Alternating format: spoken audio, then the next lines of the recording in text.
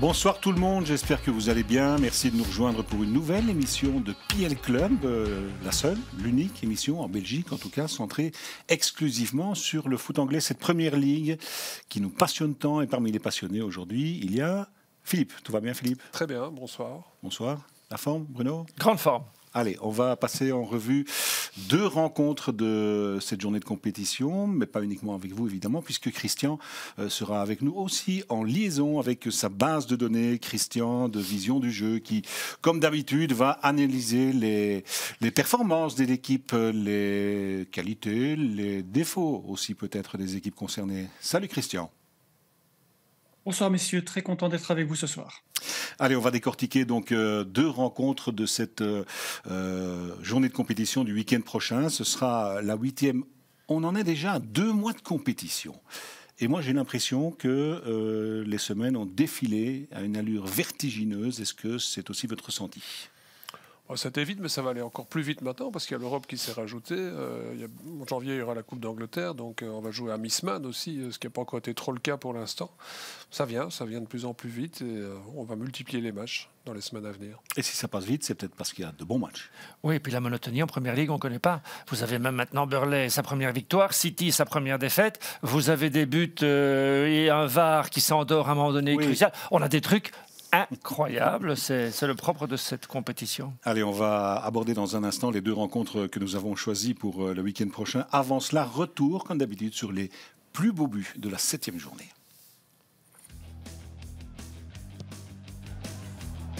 It's come right the way through and it's been hammered home magnificently by Joachim Andersen. Ramsey, ball cry there from Trippier, but he's pinched the ball anyway. And Almiron now, determined to shoot. A moment of brilliance. And it goes to Carlton Morris. He met that so beautifully. Toffolo. Oh, it's brilliant. That is a magnificent header.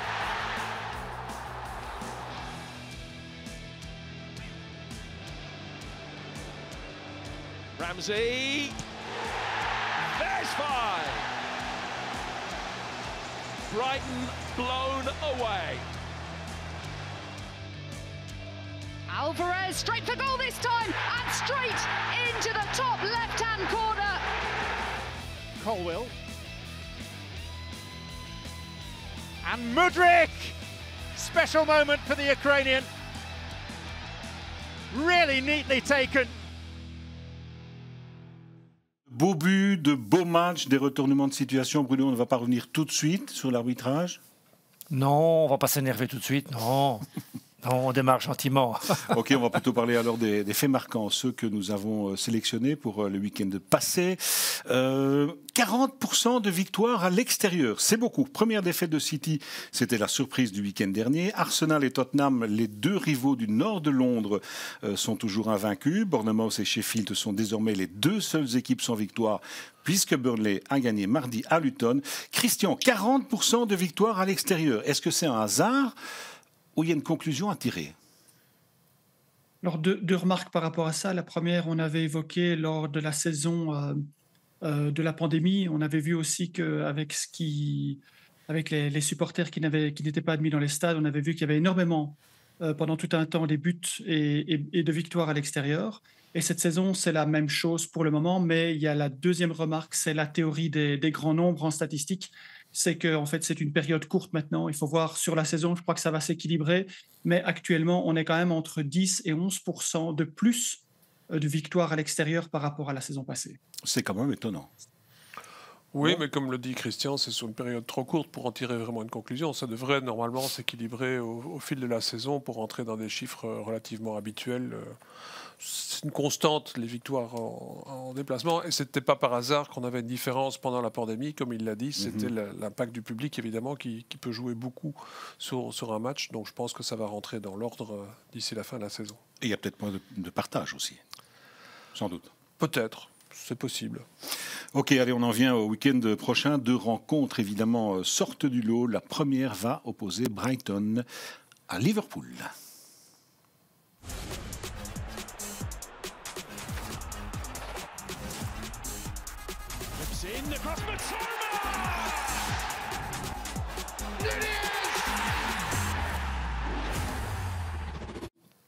Dimanche à 15h, ce sera avec vous, Bruno, je pense.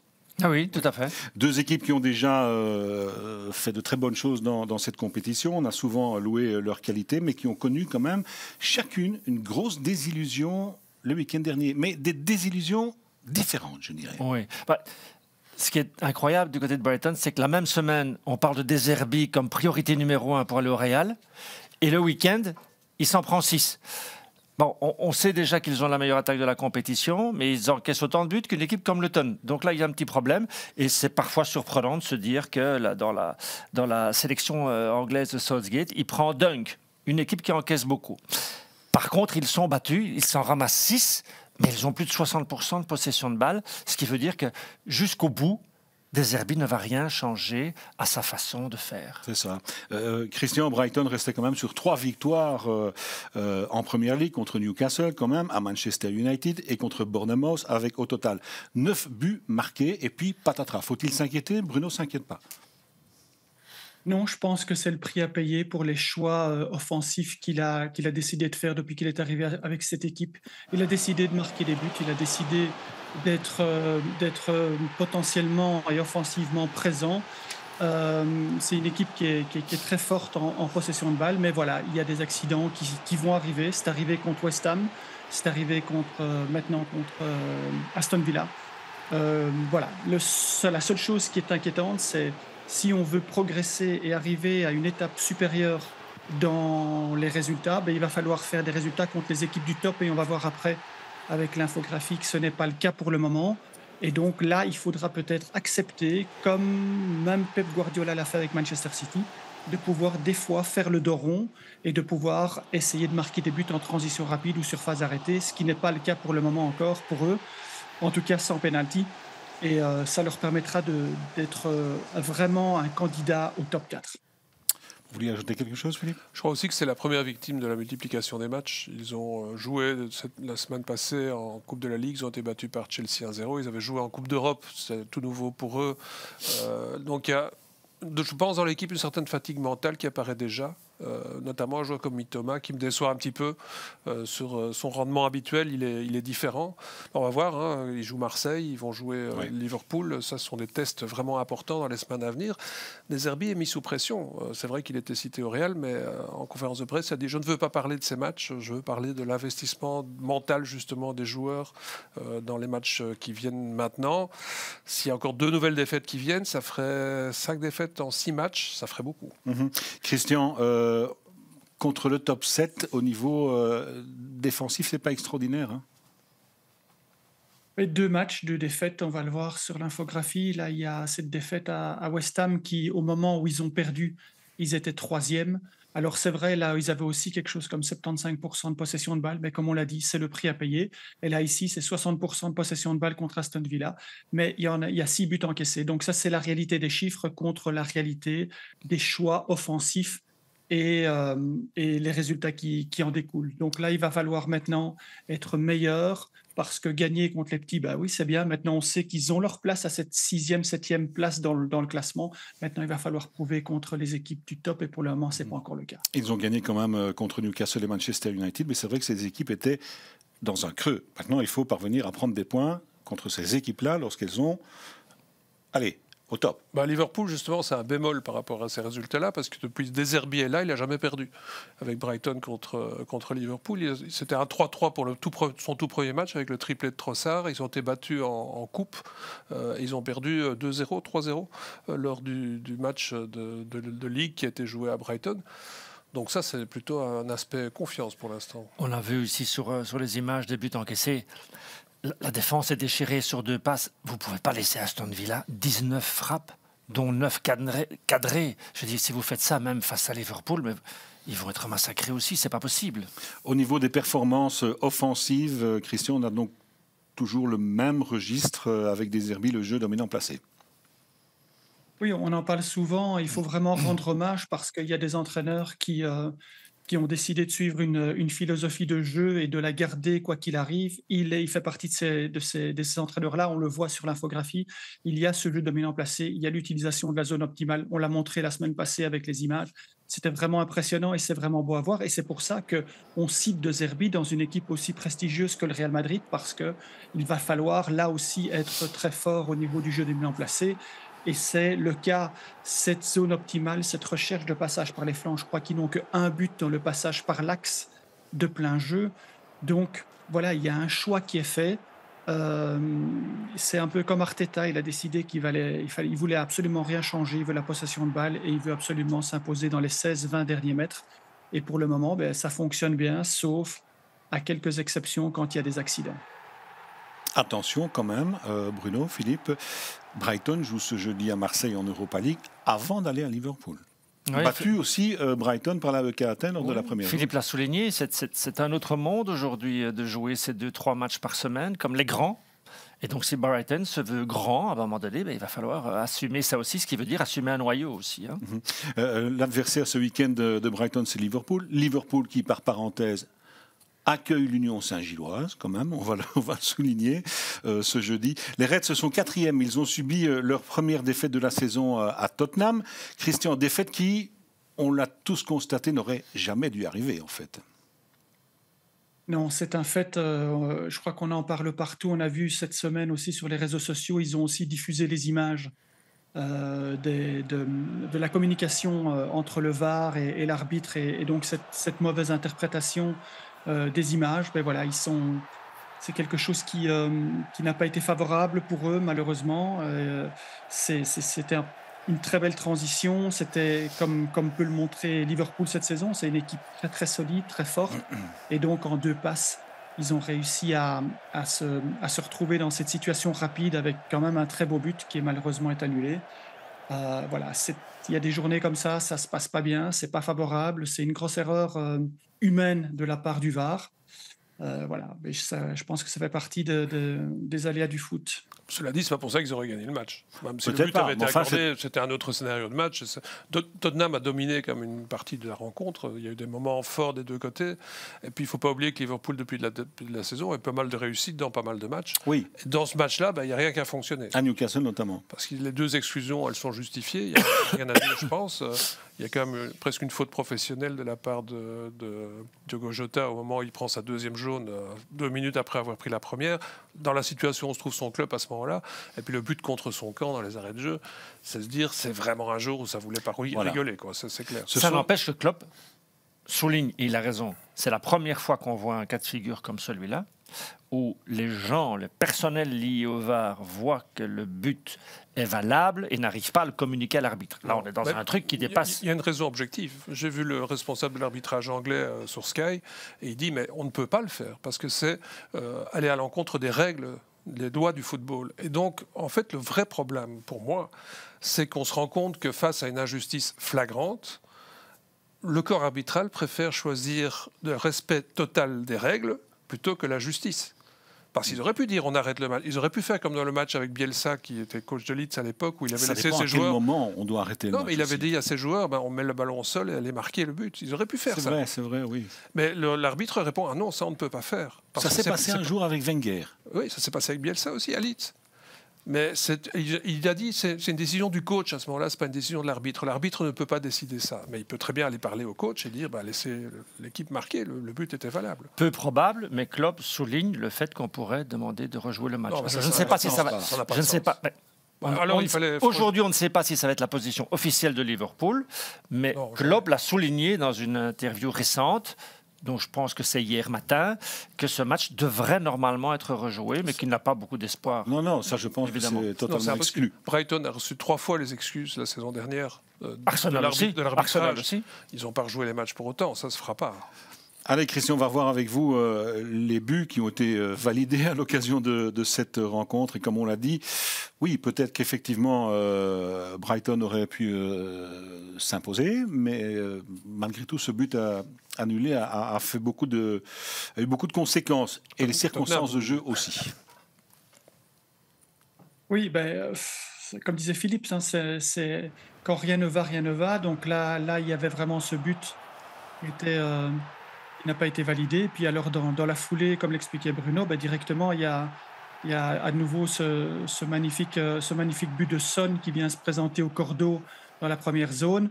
Malheureusement, c'est une double punition. Et puis après, malgré tout, il y a quand même ce magnifique but de Gakpo parce que ils sont quand même, il fallait quand même réagir à ce moment-là. Et puis malheureusement, après, ça se termine mal parce que c'est dans les arrêts de jeu. Tottenham essayait un peu à la façon de joueurs de handball de tourner autour de cette équipe qui était réduite quand même à 9 pour essayer de trouver finalement la faille. Là, on la retrouve quand même de nouveau dans une zone optimale de centre. Et malheureusement, le centre, il est donné dans le dos de la défense et malheureusement, il marque contre son camp. Donc, voilà, ça se passe très bien pour Tottenham depuis le début de la saison. Il y a beaucoup de choses favorables. Ils sont revenus 5 fois ou 6 fois au score quand ils étaient menés.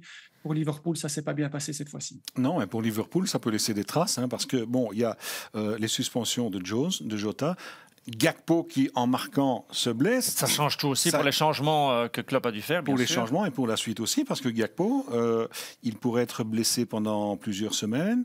Récemment, c'est 2 buts en Première Ligue, 1 but en Coupe de la Ligue, plus 2 buts avec les Pays. Ça veut dire que c'était un garçon en forme. Et puis, vous l'avez dit, et l'Union qui vient les user dès ce soir aussi. Ça, on verra bien. Il ne faut pas oublier que c'est la 5e ou la 6e fois que Liverpool encaisse le premier dans un match. Alors, on dirait le but a été annulé injustement, ok, mais n'empêche que c'est une caractéristique depuis le début de la saison, et on l'a dit ici plusieurs fois, ils ne vont pas chaque fois continuer à s'en sortir. Non. Ce n'est pas un bon signe que cette équipe prend le but en premier à chaque fois. Intéressant aussi, Christian, l'origine des buts marqués par Liverpool, parce que là, c'est totalement déséquilibré.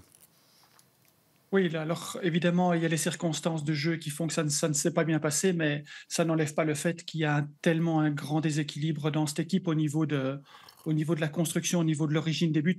Regardez l'infographie, ça ne se passe que du côté droit, et quand ça passe par l'axe et par le centre, c'est toujours aussi axé du côté de Salah. On voit ce malheureux petit but qui vient du flanc gauche, et encore, c'est de la deuxième zone, donc c'est assez loin des 16 mètres.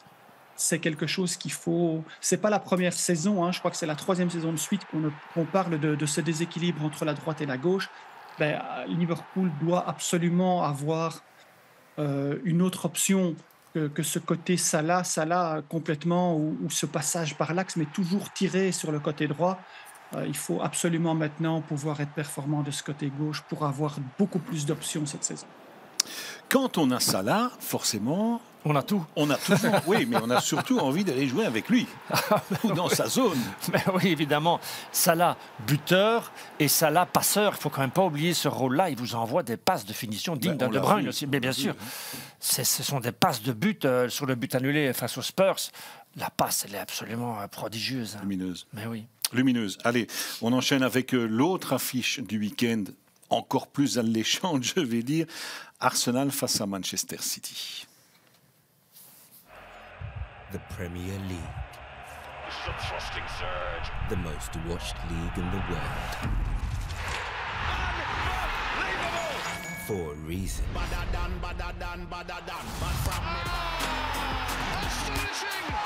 Feast your eyes. We have just seen something special. Arsenal versus Manchester City.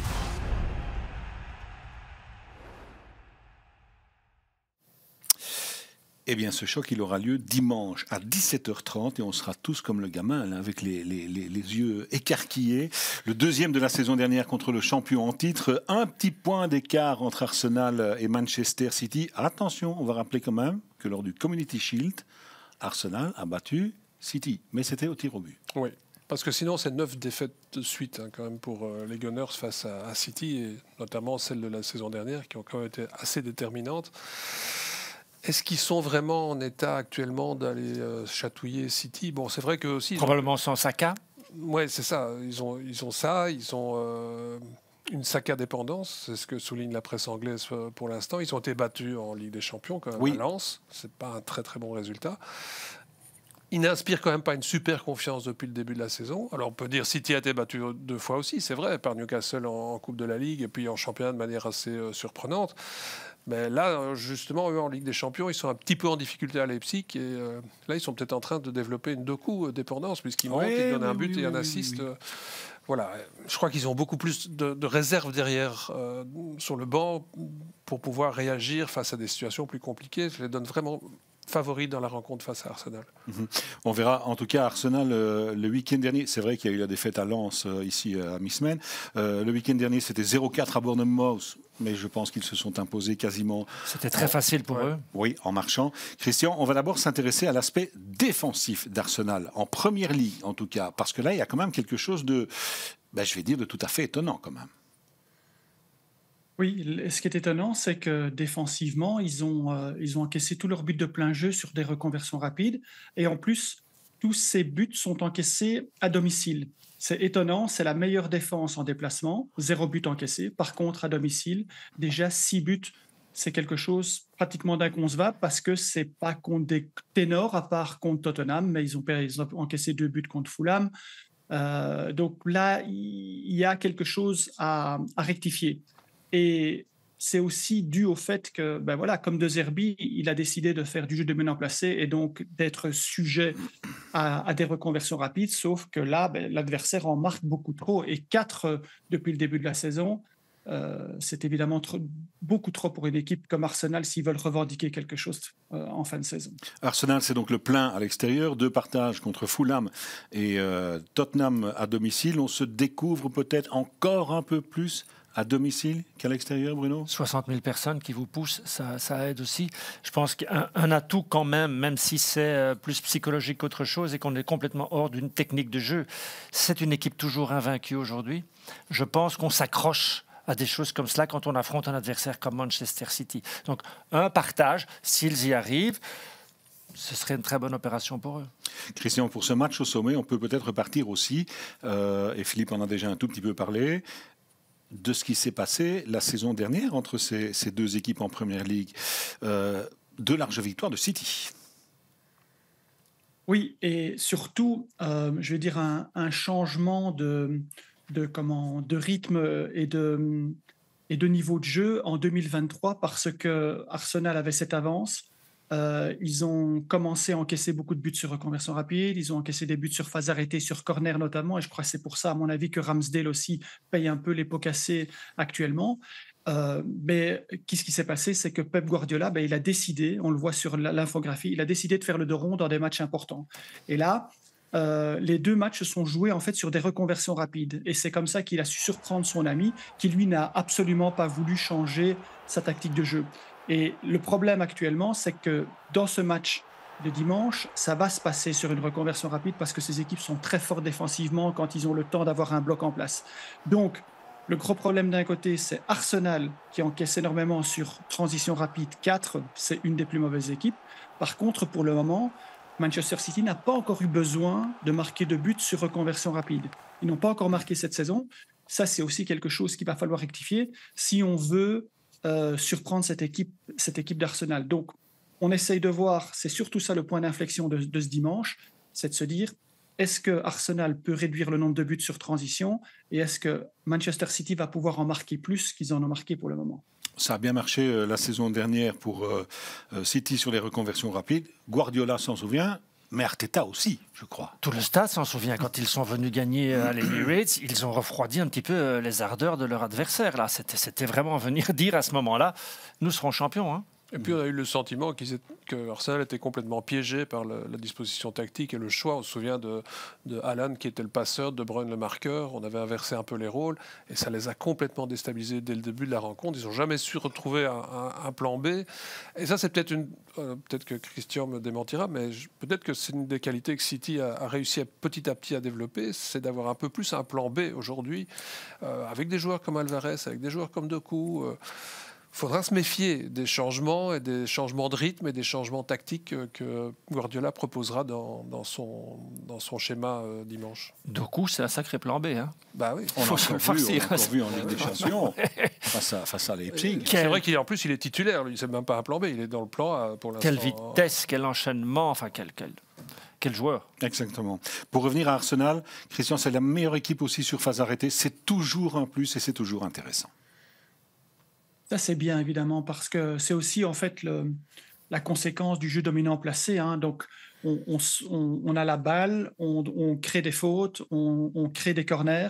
Et puis surtout, quand on a le ballon, on peut aussi se présenter comme ils essayent de le faire dans les derniers 16 mètres et de provoquer des pénaltys. Et c'est le cas pour le moment. C'est la meilleure équipe sur phase arrêtée, mais c'est aussi la meilleure équipe sur pénalty.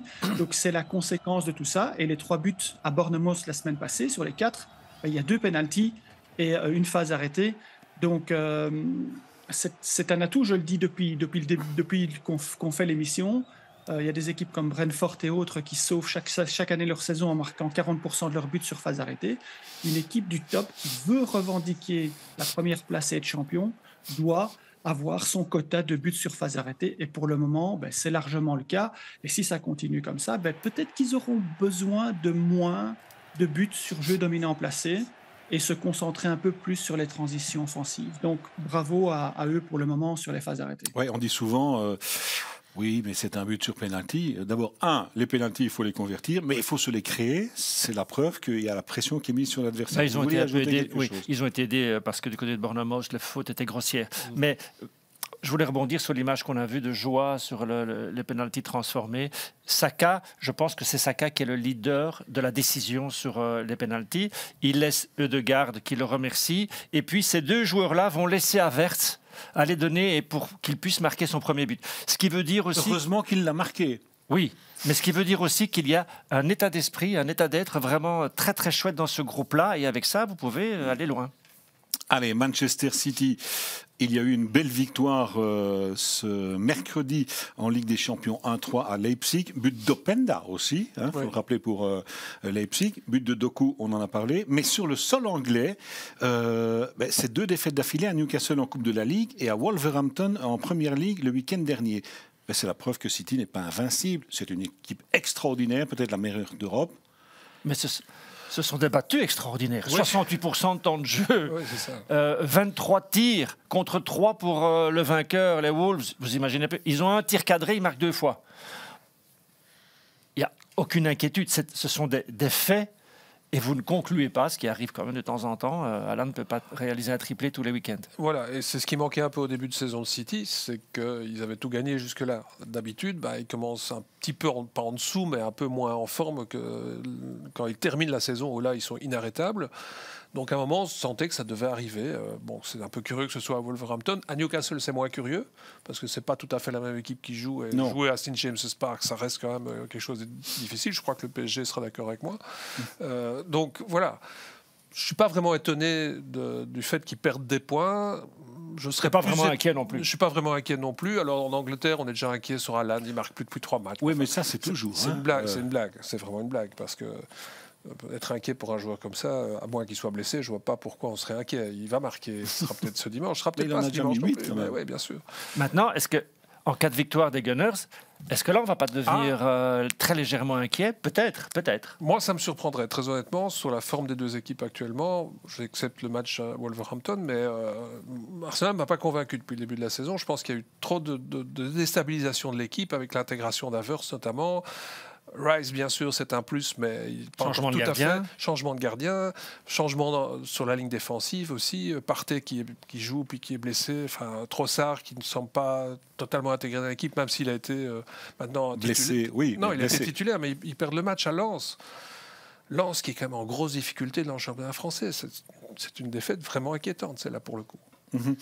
Pour Manchester City, on va dire alors simple accident de parcours, Christian, comme il en arrive dans toutes les saisons, même pour les équipes les plus extraordinaires.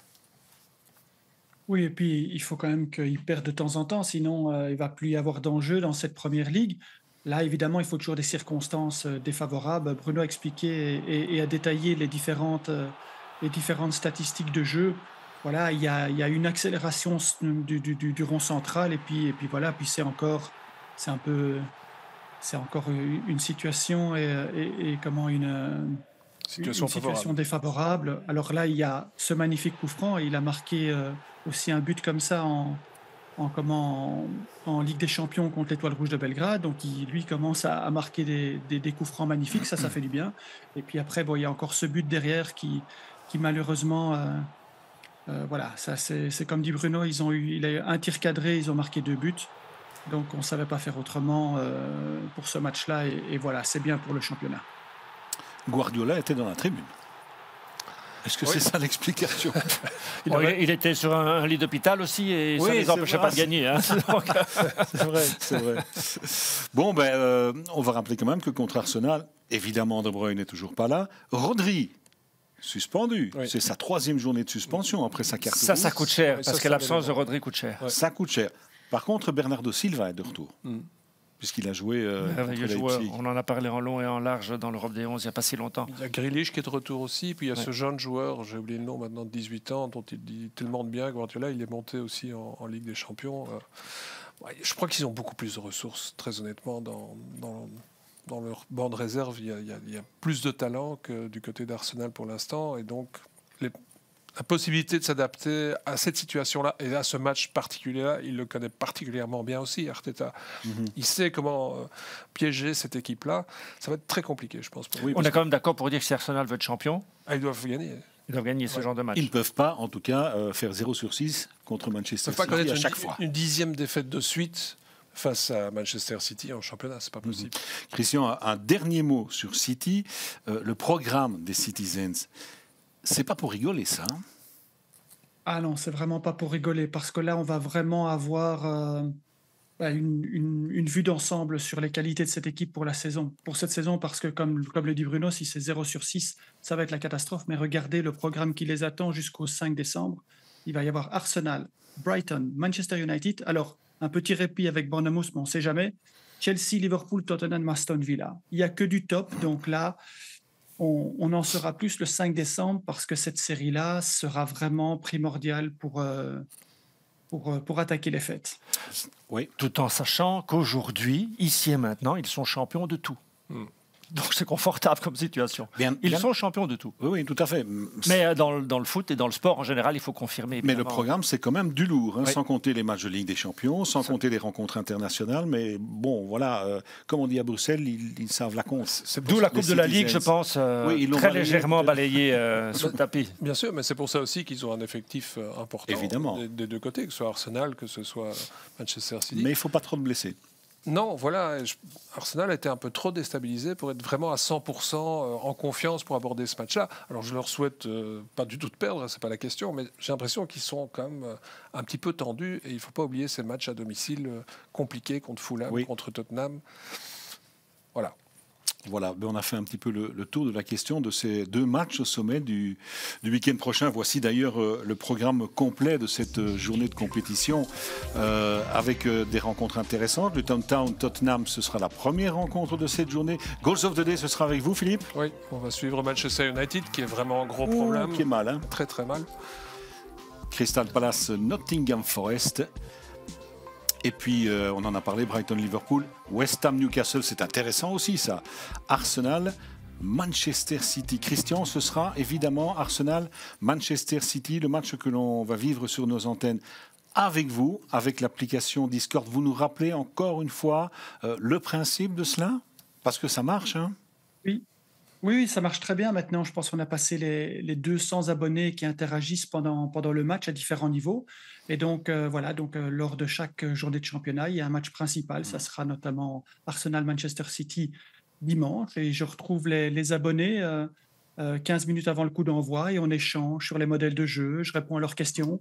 Et pendant le direct, on donne des informations et on échange. Et c'est vraiment très chouette, c'est convivial. On sent maintenant que les abonnés commencent à parler entre eux et tout. C'est un bon moment à passer en leur compagnie pendant ce match. Alors n'hésitez pas à utiliser cette application pour rejoindre Christian dimanche lors de ce match au sommet de la Première Ligue.